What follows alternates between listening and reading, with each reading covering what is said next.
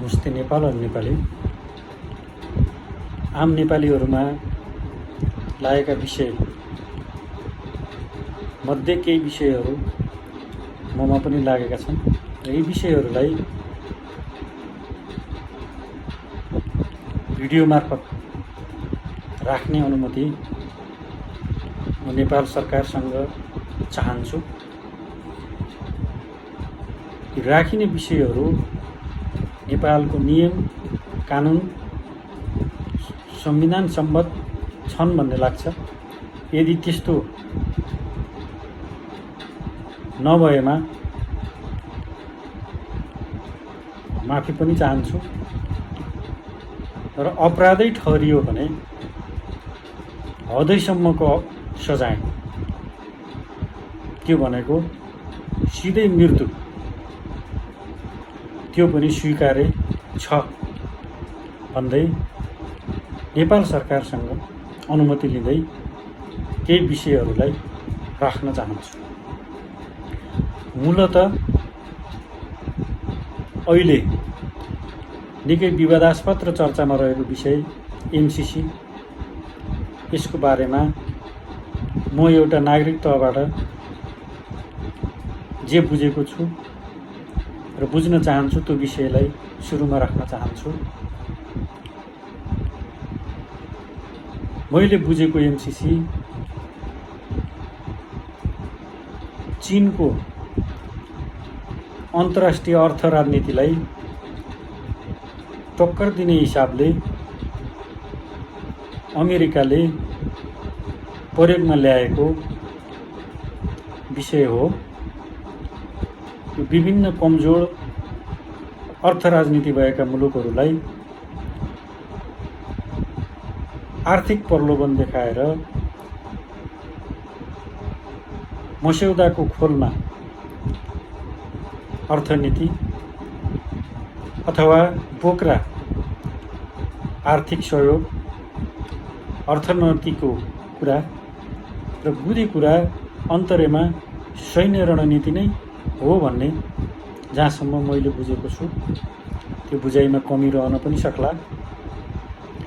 त्यसो त नेपालका थुप्रै बुद्धिजीवीहरूले बोलिसक्नु भएको विषय पनि रह्यो। वर्तमान सरकारको अन्तर्पार्टीकै नेतागणहरू भीम रावल, देव गुरुङ लगायतजीहरूले पनि यसबारेमा बेला बेलामा बताइसकेको विषय रह्यो। सायद यो 100% नेपाल र नेपालीको हितमा हुँदो हो त उहाँहरू मार्फत, उहाँहरू लगायत अन्य थुप्रै बुद्धिजीवीहरू, विज्ञहरू मार्फत विरोधका विषयहरू उठ्ने थिएनन्।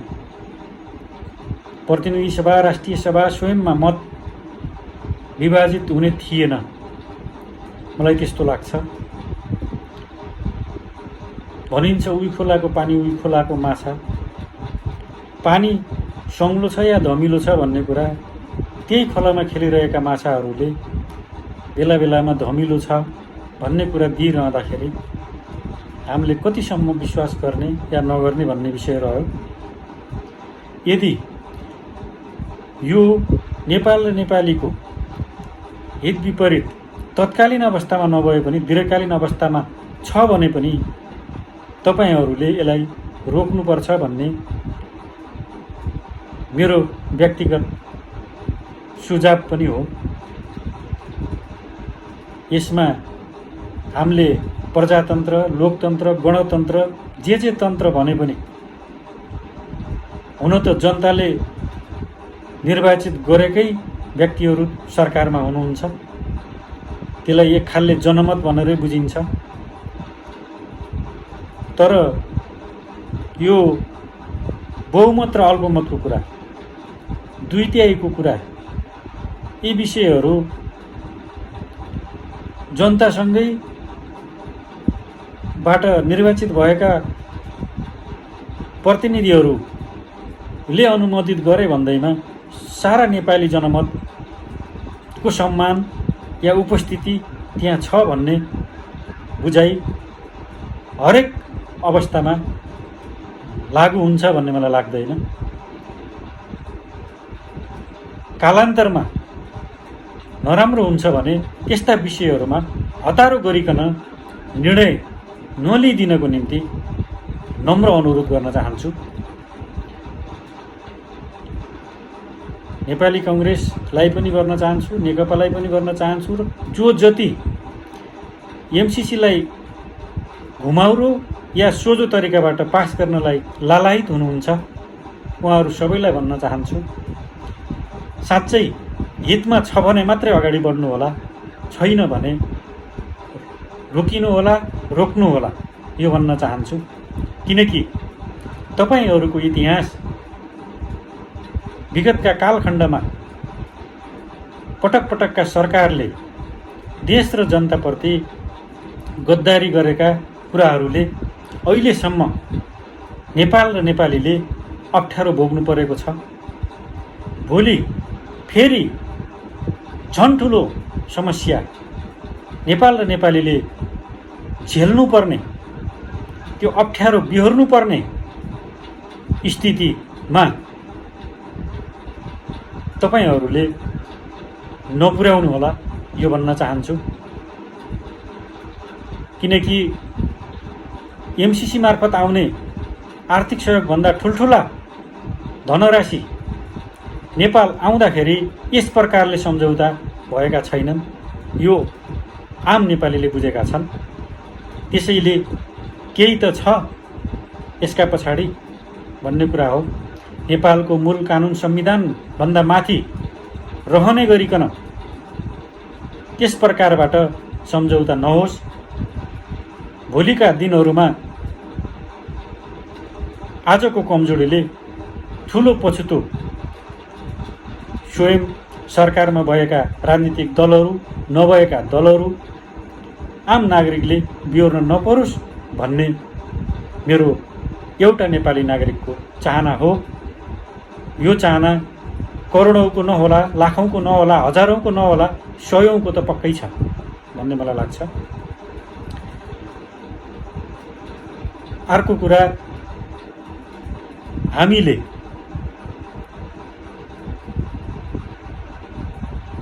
देश र जनताको निम्ति निकै गुलिया नाराहरू पस्किने गरेका छौँ, निकै सिपालु पनि छौँ। जब जब निर्वाचन आउँछ त्यति बेला निकै दिमाग चल्छ हाम्रा नेताहरूको, जनतालाई कसरी दिग्भ्रमित गर्ने अनि उनीहरूको अमूल्य मत आफ्नो कोल्टामा पार्ने। त्यस पछाडि जब निर्वाचित भइन्छ, जितिन्छ, सत्तामा पुगिन्छ या प्रतिपक्षमा पुगिन्छ, जहाँ पुगिएला, त्यस पछाडि जनतालाई निराश बनाउने भन्दा केही पनि भएको छैन।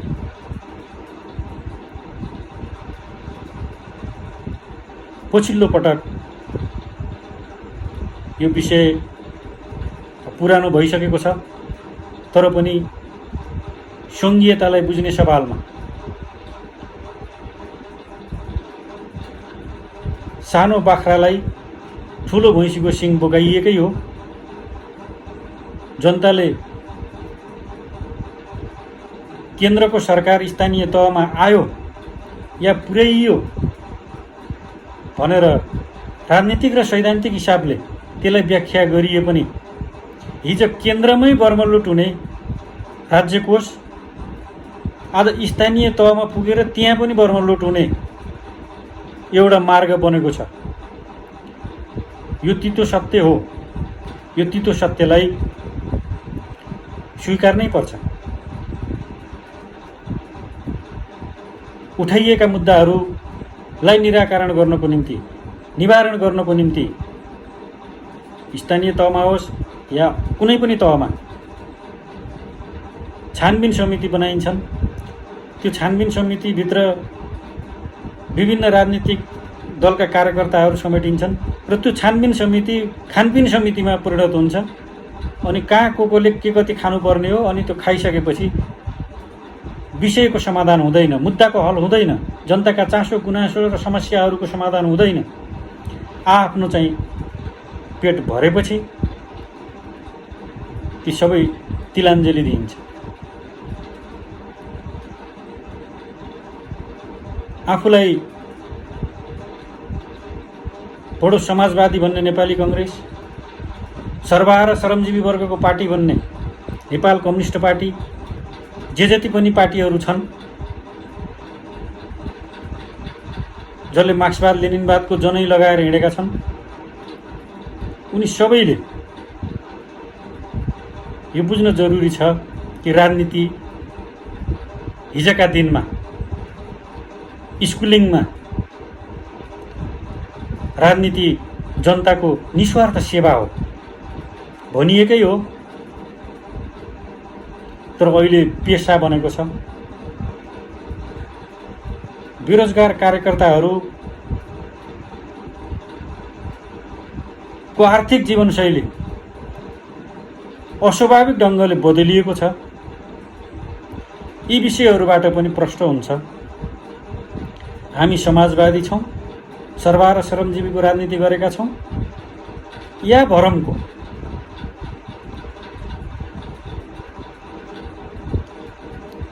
त्यसैले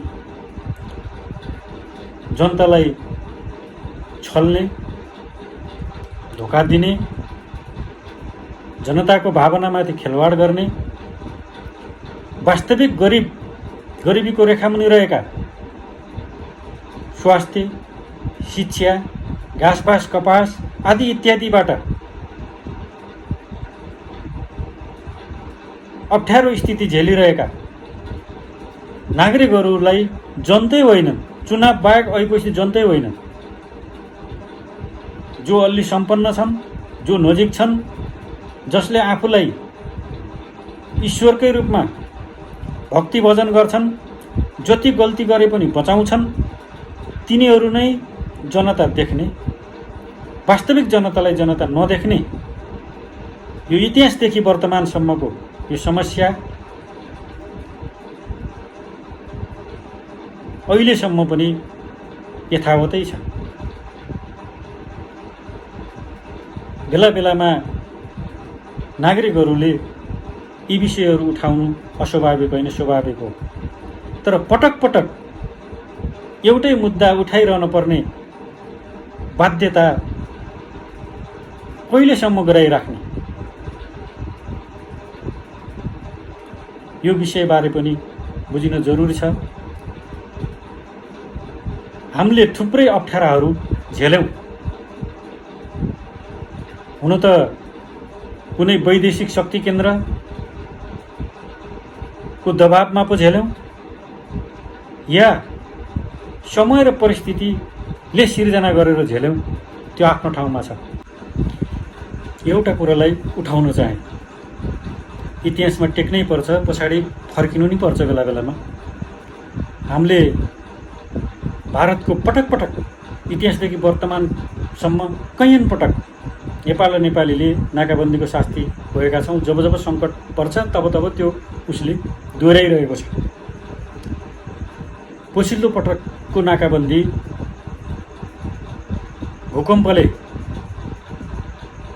थिलाथिला परेको नेपाल त्यस्तो अवस्थामा गर्यो र त्यति बेला अहिलेकै प्रधानमन्त्री हुनुहुन्थ्यो र उहाँले लिएको अडान सराहनीय नै छ।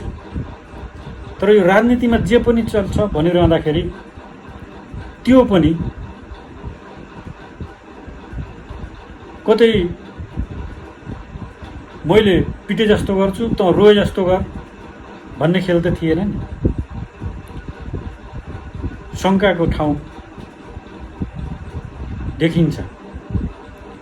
म गलत हुन सकुला, तर राजनीतिमा जे नि चल्छ, कुर्चुको लागि जे नि चल्छ र त्यो चलिरहेको इतिहास हामीले देखिरहँदाखेरि जहाँसम्म त्यो सत्य नहोस् त्यो कल्पना गर्छु म।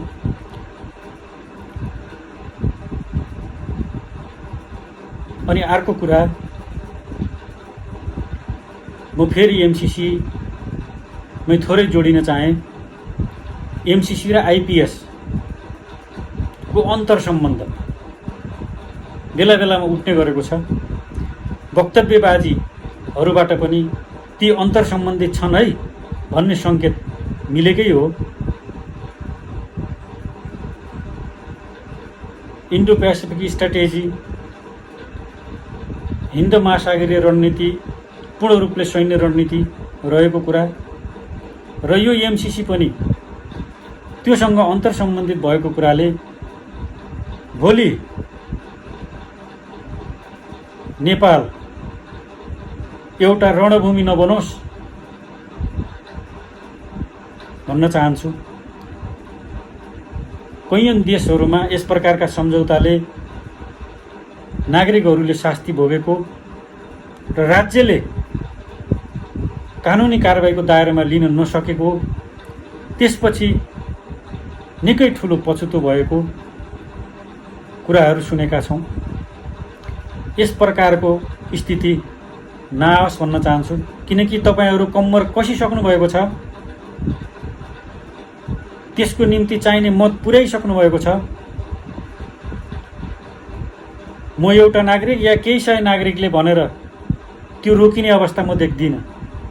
तर इतिहासमा कम्तीमा वर्तमानसम्म तपाईहरूले बचाइराखेको इज्जत, मान, प्रतिष्ठा र सम्मान भोलि तपाईको मृत्यु पछाडि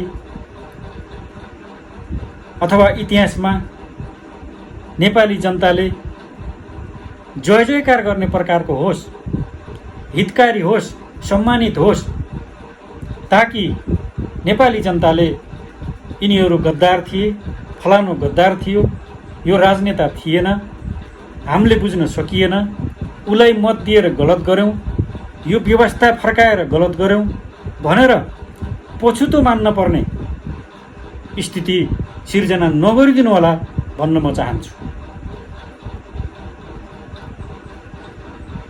किनकि नेपाली जनताहरू उदार दिलका छन्। हुन त नेपाली जनतालाई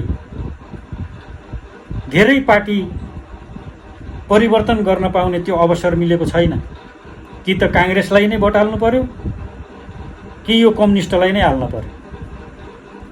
त्योभन्दा अर्को थर्ड पार्टी जसलाई मत दिएर सरकार बनाउँछ अनि त्यसले राम्रो व्यवस्था ल्याउँछ भन्ने खालको आधार बन्न सकेन। यो दुर्भाग्य रहेको छ नेपाली जनताको लागि। तर यो दुर्भाग्य र यो व्यवस्थाको फाइदा उठाएर नेपाल र नेपालीप्रति अहितकारी कार्य नगरिदिनु होला यो भन्न चाहन्छु। पवित्र नेपाली मन, मत, भावना, इच्छा शक्ति, देशप्रेम, देशभक्ति, आत्मविश्वास, आत्मसम्मान आदि इत्यादि विषयहरूमा ठेस नपहुँचाइदिनु होला भन्न चाहन्छु।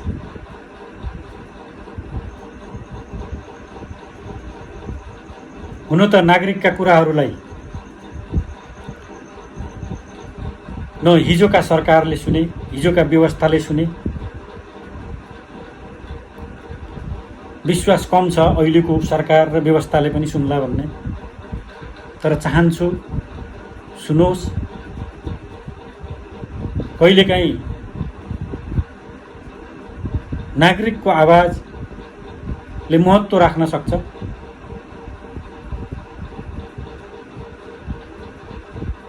यो नागरिकको आवाज लगनपछिको पोते पक्कै छैन, लगनकै बेला पोतेको रूपमा आएको छ। विभिन्न व्यक्तिहरूले विभिन्न माध्यमबाट विषयलाई घचघचाइरहेका छन्। नागरिक तहले नबुझेको पनि हुनसक्छ। तपाईहरू बुझ्ने हुनुहुन्छ। मैले सुरुमै भनेको छु, तपाईहरूसँगको ज्ञान, बुद्धि, विवेक, क्षमतालाई सोही ठाउँमा प्रयोग गरेर नेपाल र नेपालीको हितमा प्रयोगमा ल्याउनुस् यो भन्न चाहन्छु। सौभाग्य होस् तपाईहरुले गर्ने हरेक सम्झौता सौभाग्य होस् नेपाल र नेपालीको लागि, दुर्भाग्य नहोस् भन्ने निष्कर्ष नै हो मेरो भनाइको। यदि यस प्रकारका कुनै पनि सम्झौताहरू गर्नको निम्ति कुनै पनि शक्ति केन्द्रले दबाब दिएको छ, अप्ठ्यारोमा पारेको छ भने तपाईहरुलाई यो स्थानसम्म पुर्याउने जनता, तपाईहरुलाई विजय गराउने जनता, आम नेपाली नागरिक तपाईहरुको भौतिक सुरक्षाको निम्ति पनि पहाड बन्न तयार छ। तर विषयमा कहीँ त्यस्तो अप्ठ्यारो छ र तपाईहरुलाई ठूलो दबाब छ भने पनि यो विषयलाई नागरिकको सामु राख्न सक्नुपर्छ र त्यो नै सबभन्दा ठूलो इमानदारीता हो। वास्तविक राजनेता त्यो नै ठहरिनेछ। त्यही भएर सत्यलाई विभिन्न ढङ्गले गुमराहमा पार्ने, तोडमरोड गर्ने विषय एउटा छ, अर्को प्रकारले व्याख्या गर्ने, यस प्रकारले आफ्नो निजी र व्यक्तिगत स्वार्थको निम्ति समग्र मुलुक र मुलुकवासीहरूको अहित हिजोमा जसरी भए अब नहोन् भन्न म चाहन्छु।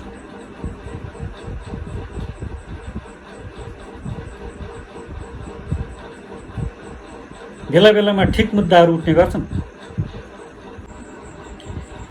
हामीले विभिन्न व्यवस्थाहरूको स्वाद चाखेका छौँ। जनता नै इतिहासका निर्माता हुन्, यो कुरालाई जनताले प्रमाणित पनि गरेका छन्। राणाशाही फाले, पञ्चायत फाले, अनि अहिले यो प्रजातन्त्र लोकतन्त्र ल्याएका छन् र यिनै जनताले चित्त नबुझे यो पनि फाल्छन्। त्यो तपाईँ हामीले पनि जानै बुझेको कुरा हो। भन्न त बेला बेलामा राजनीतिक दलका नेतागणहरूबाट यो विषय आउँछ, तर जनताका समस्याहरूको सम्बोधन, बेसिक कुराहरूको निवारण हुनु पर्यो नि। तुलना गर्दाखेरि हिजो राणाशाही पञ्चायतकालले सञ्चालनमा ल्याएका सयौं कल कारखाना उद्योग धन्दाहरू बिक्री भयो, कौडीको भावमा बिक्री भयो, सञ्चालनमा छैनन्। देशको अर्थनीतिलाई कत्रो सहयोग पुगेको थियो, राष्ट्रियकरण गर्नुको साटो निजीकरण गरिए। यसो भनिरहँदाखेरि निजीकरण गरिनु हुँदैन भन्ने कुरा होइन, तर सञ्चालनमा आउनु पर्यो, त्यो राष्ट्रिय हितसँग, राष्ट्रिय अर्थनीतिसँग जोडिनु पर्यो भन्ने कुरा हो।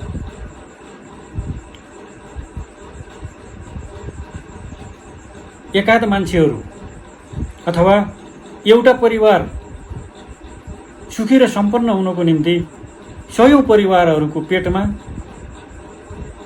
लात हान्ने काम यो स्वीकार्य हुँदैन। तर पनि यसो भइरहेको अवस्था देखिन्छ।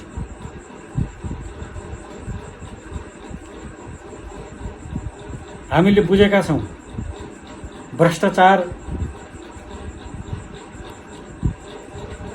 खराब आचरण, बानी बेहोरा नै हो। यो पुरै निर्मूल हुनलाई समय लाग्छ।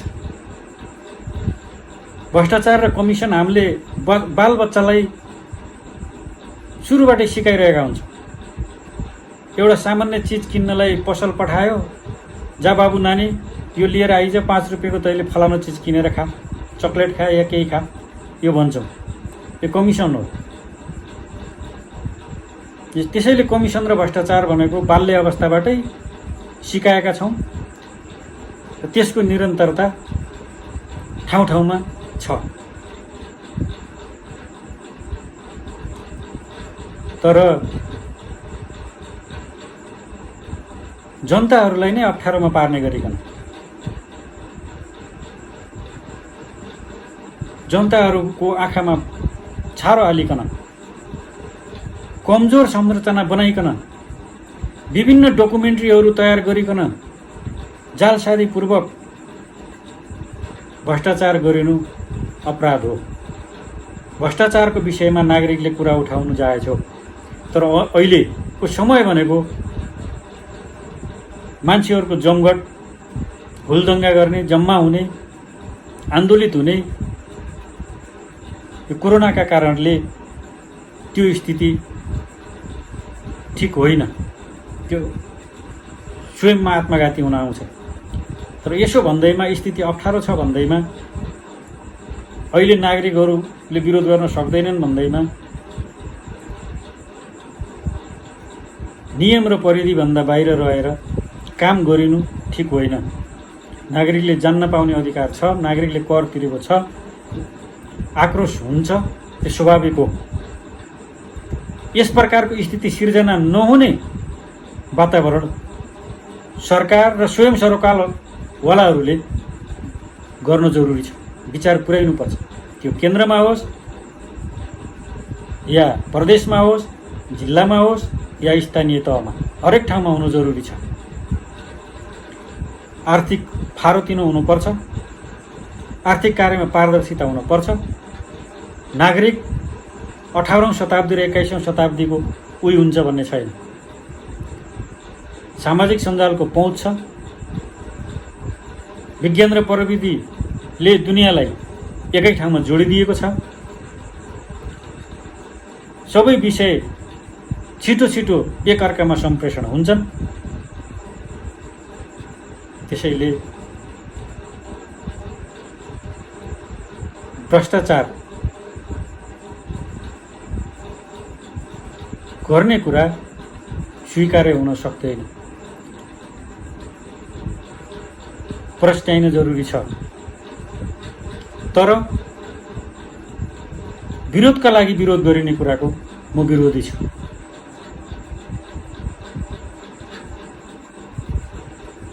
अझै थप परिष्कृत गर्नको निमित्त, विकास गर्नको निमित्त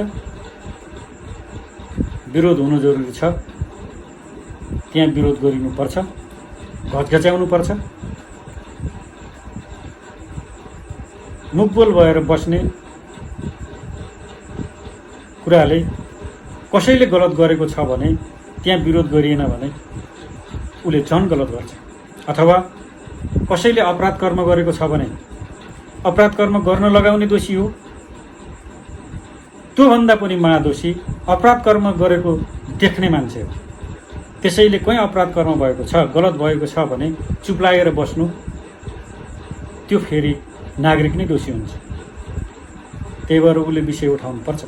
तर कसैको लालाटमा लागेर, कसैको राजनीतिक स्वार्थ परिपूर्तिका निम्ति यसो गरिनु चाहिँ ठिक होइन। हुन त राजनीति हरेक मानव जातिको निम्ति सामाजिक प्राणी भएका नाताले कहीँ न कहीँ जोडिएकै विषय हुन्छ। राजनीतिभन्दा टाढा रहेर मानव रहन सक्दैन।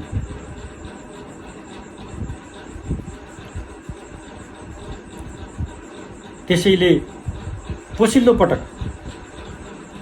10 अर्बको विषयमा नागरिक त्यहाँसम्म पुग्न पर्ने स्थिति राज्यले नगराउनु पर्थ्यो। त्यहाँनिर राज्यको कमजोरी छ। कसैले संविधानलाई नबुझेर भन्दा बित्तिकै अहिले नै सत्ता मोहले विरोधको निम्ति जनतालाई उछाल्ने त्यस्तो गरेका हुन् भने त्यो अलग विषय हो। तर मुद्दा चाहिँ जुन उठाइएको छ त्यो जायज विषय नै हो। यस्ता कुराहरू पटक पटक उठाइन जरुरी छ। यस विषयमा सत्तापक्षका नेताहरूले बोलेको कुरालाई पनि जोड्न चाहे। उहाँहरूले लेखा परीक्षणको कुरा गर्नुभयो, अख्तियारको कुरा गर्नुभयो। जनतालाई यहाँ जानुस् त्यहाँ जानुस् भन्ने भने त्यस प्रकारको वातावरण बनाउनै पर्दैन। चुस्त दुरुस्त समितिहरू बनाउनुस्। उनीहरूले जनताको अगाडि विषयहरूलाई प्रस्ट्याइदिए पछाडि यहाँ जानुस् त्यहाँ जानुस् भन्नुपर्ने वातावरणै आउँदैन। त्यस प्रकारले काम गरिन जरुरी छ। भन्दा निकै शक्तिशाली सरकार, झन्डै 2/3 को सरकार भन्ने अनि कामलाई परिपुर्याउने कुराहरूमा कमी रह्यो भने यस प्रकारका समस्या झेल्नुपर्छ। त्यही भएर नागरिकलाई शास्ति दिने काम नहोस् भन्न चाहन्छु।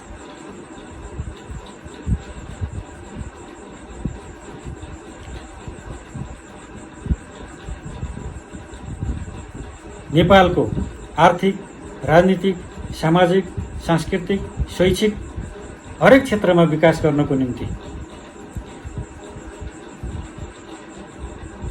निस्वार्थ भाव हुनु जरुरी छ। स्वार्थ पनि जोडिएको हुन्छ, तर त्यो सामाजिक स्वार्थ हुनु पर्यो, आम नागरिकको स्वार्थ हुनु पर्यो। त्यो निजीगत, व्यक्तिगत, पारिवारिक, नातागत त्यस प्रकारको स्वार्थ हुनु भएन।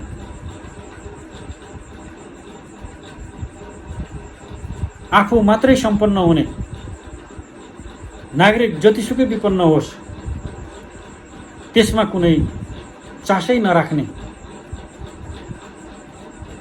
यस प्रकारको कार्यशैली देखिँदै आएको छ। यो मान्ने छैन, यसलाई फेर्नुपर्छ। बेला बेलामा अन्तर्पार्टी शुद्धिकरणका कुराहरू, यावत कुराहरू आउँछन्, आफ्नो सम्पत्ति विवरणका कुराहरू आउँछन्, सुहाउने प्रकारको विवरण ल्याउनु पर्यो नि। विभिन्न नातागोताको नाममा सम्पत्ति थुपार्ने, त्यसपछि अस्वाभाविक प्रकारको जनताले पत्याउनै नमिल्ने खालको सम्पत्ति विवरण ल्याउने, त्यो सरासर लुटको मनचाहे जनताप्रतिको धोका धडी, छलछाम, षड्यन्त्र बाहेक अरू केही पनि होइन। त्यस प्रकारले जनस्तर उकासिँदैन, त्यो कार्यकर्ताको र आफ्नो मात्रै स्तर उकासिन्छ।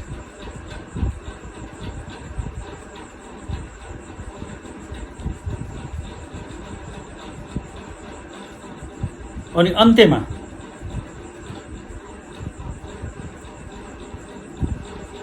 यति बेला कोरोना भाइरस एक खालले तेस्रो विश्वयुद्धकै रूपमा छ। एकातिर विश्व मानव समुदाय छ, अर्कातिर कोरोना छ।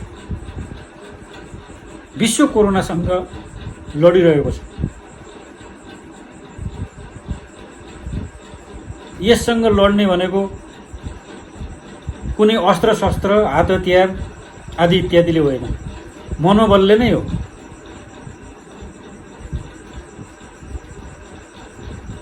यति बेला सबैले मनोबल उच्च राख्यौँ भने जितिन्छ। त्यसको निम्ति राज्यले तोकेका सीमाहरूको, कार्यविधिहरूको पालना सबैले गर्न जरुरी छ। र राज्यले पनि आम नागरिकको सबै पक्षलाई बुझिकन सम्बोधन गरिनु जरुरी छ। कसैको दबावमा परिकन, कुनै मान्छेहरूको स्वार्थपूर्ति गर्ने उद्देश्यले विषयलाई अगाडि ल्याउँदा त्यसको प्रतिफल राम्रो हुँदैन। किनकि एकपटक जितेपछि त्यो जुगैभरिलाई हो भन्ने छैन। अहिलेको कार्यशैली हेरिकन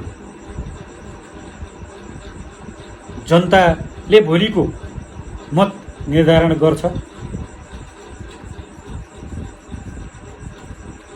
यो सत्यलाई सबैले हृदयगम गर्न जरुरी छ।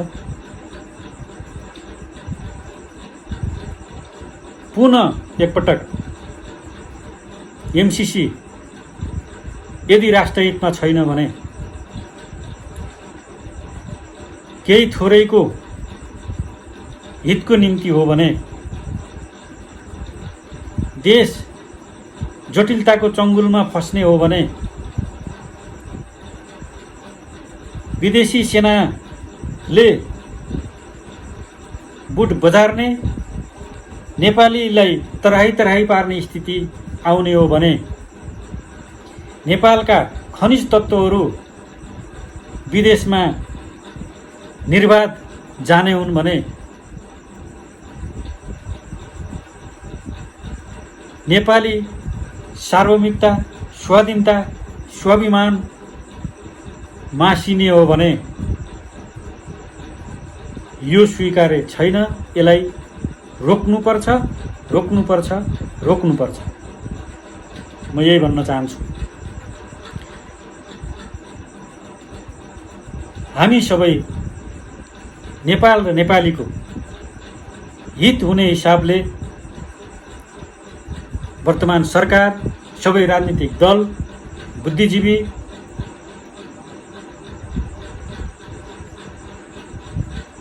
एकै ठाउँमा उभिने बेला छ। गलतलाई गलत र सहीलाई सही भन्न सकौँ।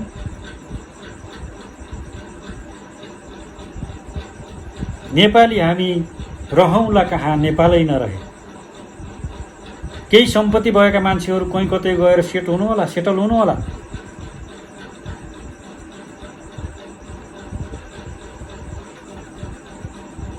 %70 भन्दा बढी गरिबीको रेखामुनि रहेका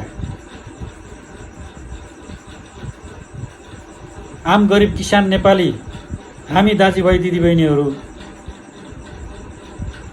जसको शक्ति यहाँ चले पनि हामी त यहीँ रहनुपर्ने होला। त्यसैले इतिहासबाट पाठ सिक्दै, वर्तमानलाई बुझ्दै, भविष्यलाई आकलन गरेर अगाडि बढ्नको निम्ति विनम्र अनुरोध गर्दै, जे सम्झिनुस् तपाईको एउटा भोट सम्झिनुस् या नेपाली नागरिक सम्झिनुस्, जे सम्झे पनि सम्झिनुस्, तर म देशलाई माया गर्ने मान्छे हो। हिजो पनि गर्थेँ, आज पनि गर्छु, भोलि पनि गर्नेछु। गलतको विरोध गर्ने बच्चादेखिकै मेरो विशेषता छ, यो गरिराख्नेछु। नागरिकले लागेका विषयहरू नियम र परिधिभित्र रहँदै कानुनको पालक बन्दै अभिव्यक्त गरिँदा अपराध ठहर्छ भने म मृत्यु पनि स्वीकार्छु। यही भन्दै म आफ्ना भनाइलाई टुङ्ग्याउने अनुमति पनि चाहन्छु। हामी सबै नेपाल र नेपालीको जय होस्। जय श्री पशुपतिनाथ। जय जय जय नेपाल अनि नेपाल।